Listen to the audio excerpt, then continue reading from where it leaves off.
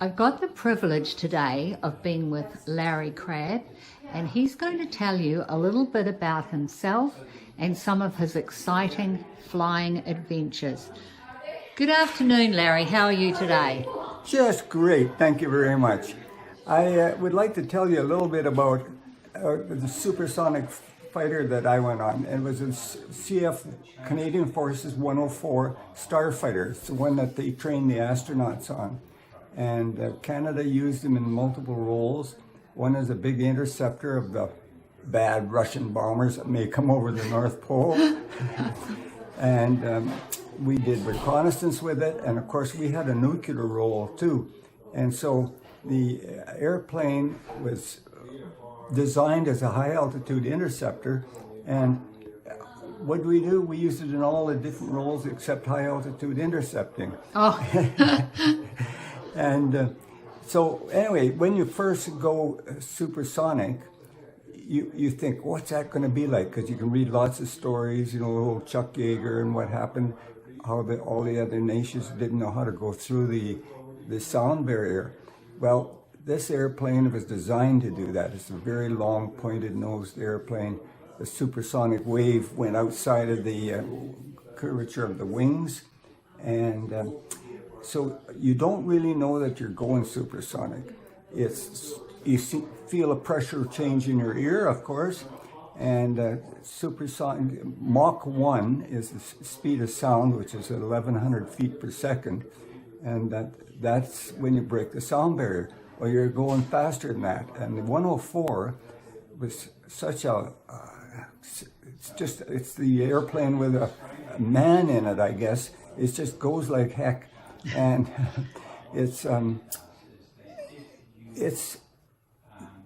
you don't really know you're going that fast. And so anyway, as a student on the 104, you had to sit there and watch all the dials and away you go. And of course we had an afterburner and you went boom and away you went. And that airplane could go supersonic in a climb.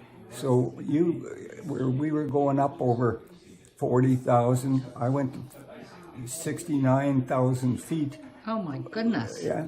And I had to pull the nose over and bring it down because that thing was still going to keep going and accelerating.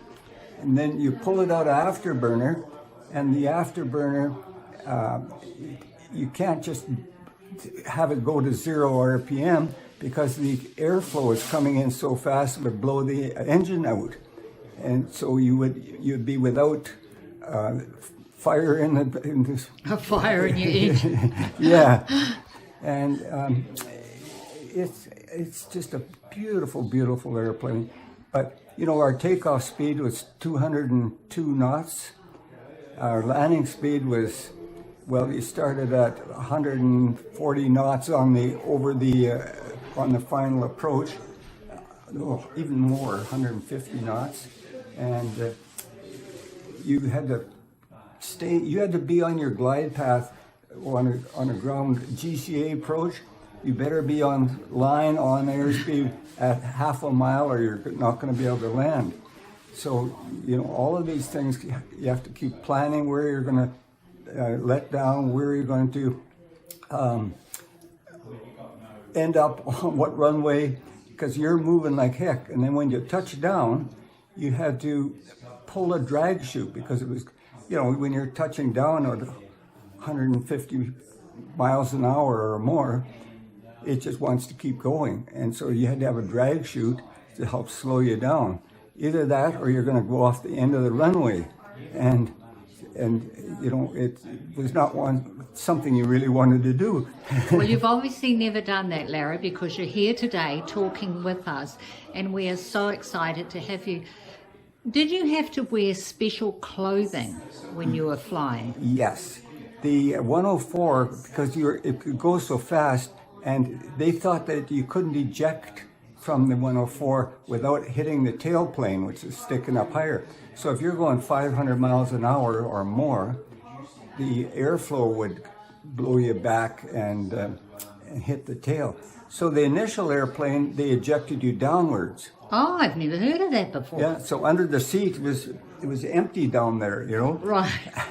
But then they thought, well, that's not very good if you're on the runway and want to eject.